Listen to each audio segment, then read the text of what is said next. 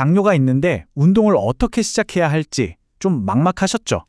운동이 약이 될 수도 독이 될 수도 있다는 말 때문에 섣불리 시작하기 두려우셨다면 정말 잘 오셨습니다.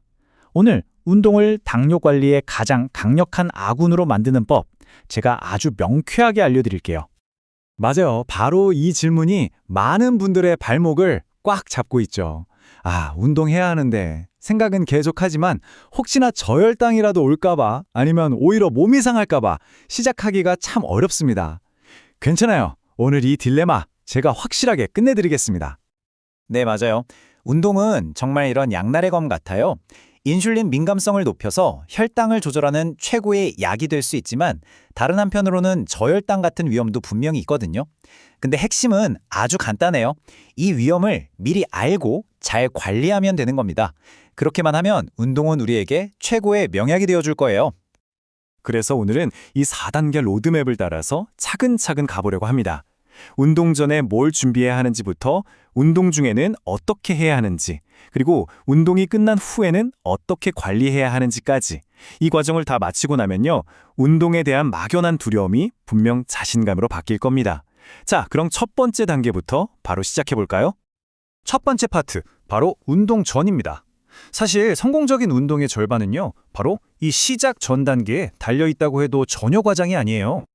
운동을 시작하기 전에 딱 이 세 가지만 기억해 주세요. 첫째, 에너지 채우고. 둘째, 혈당 확인하고. 셋째, 비상 간식 챙기기. 어때요? 아주 간단하죠?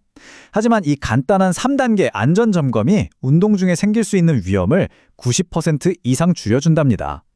자, 이건 정말 중요한 첫 번째 규칙입니다. 공복 운동은 절대 금지. 생각해 보세요. 연료 없이 자동차가 달릴 수 없잖아요. 우리 몸도 똑같아요. 에너지가 없는 상태에서 움직이면 혈당의 위험 수준까지 뚝 떨어지는 저혈당을 겪게 됩니다. 이건 정말 중요하니까 꼭 기억해 주세요. 그럼 운동 전에는 뭘 먹는 게 좋을까요? 핵심은 바로 스마트한 탄수화물이에요. 운동 시작하기 30분에서 1시간 전에 여기 보이는 바나나나 통밀빵 같은 걸로 우리 몸의 에너지 탱크를 미리 살짝 채워두는 거죠. 자, 이 표 하나만 딱 기억하시면 됩니다. 운동 전 혈당 체크는 일종의 신호등이라고 생각하세요. 100에서 180 사이다? 그럼 안전하게 출발해도 좋다는 초록불이에요. 하지만 250이 넘는다? 그건 일단 멈추라는 빨간불 신호입니다. 이렇게 내 몸의 신호를 먼저 확인하는 습관 정말 중요해요. 그리고 이건 여러분의 주머니 속에 꼭 있어야 할 비상구급약입니다. 운동하다가 갑자기 어지럽거나 식은땀이 나는 저혈당 신호가 올 때가 있거든요. 그럴 때 즉시 혈당을 올려줄 포도당 캔디나 작은 주스 같은 걸 항상 챙겨 다니시는 게 좋아요. 자, 이렇게 안전점검을 다 마쳤으니까 이제 본격적으로 움직여봐야겠죠? 두 번째 파트, 운동 중에는 과연 어떻게 스마트하게 움직여야 할까요? 여러분, 이 말은 정말 마음속에 꼭 새겨두세요.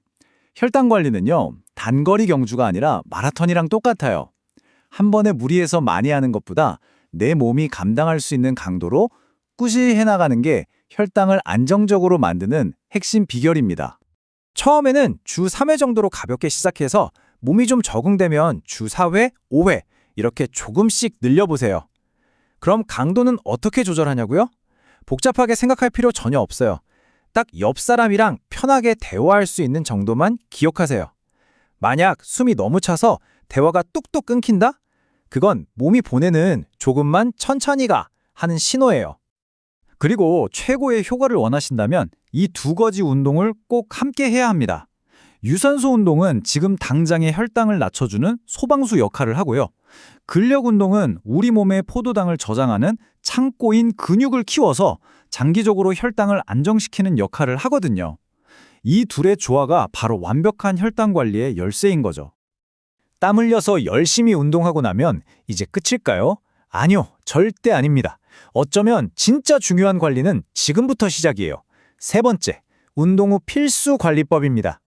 운동 후 관리에서 가장 중요한 숫자 딱 하나만 꼽으라면 저는 바로 이걸 꼽겠습니다. 150%. 과연 이 숫자가 뭘 의미하는 걸까요? 바로 여러분이 보충해야 할 수분의 양입니다. 이게 무슨 말이냐면요. 운동하고 나서 체중을 재봤더니 땀으로 1kg이 줄었다? 그러면 물은 그 1.5배인 1.5리터를 마셔야 한다는 의미예요. 왜 이렇게까지 해야 하냐고요? 당뇨 환자는 탈수 상태가 되면 혈당이 급격하게 오를 수 있기 때문에 이건 선택이 아니라 필수입니다. 이처럼 수분 보충은 운동 전, 중, 후 이 모든 과정에 걸쳐서 이루어져야 하는 하나의 프로젝트 같은 거예요. 이 완벽한 수분 보충 전략 꼭 기억해 두세요. 그리고 어쩌면 가장 중요하지만 우리가 가장 쉽게 놓치는 것, 바로 발입니다. 당뇨가 있으면 발의 감각이 둔해져서 작은 상처가 나도 잘 모를 수가 있고 이게 나중에 큰 문제로 이어질 수 있거든요. 운동 전후로 내 발에 상처는 없는지 꼭 확인하고 항상 편안한 신발과 양말로 우리의 소중한 발을 보호해주세요. 자, 이제 마지막 장입니다. 오늘 우리가 배운 여러 규칙들이 운동을 막는 장애물처럼 느껴지셨나요? 전혀 아니에요.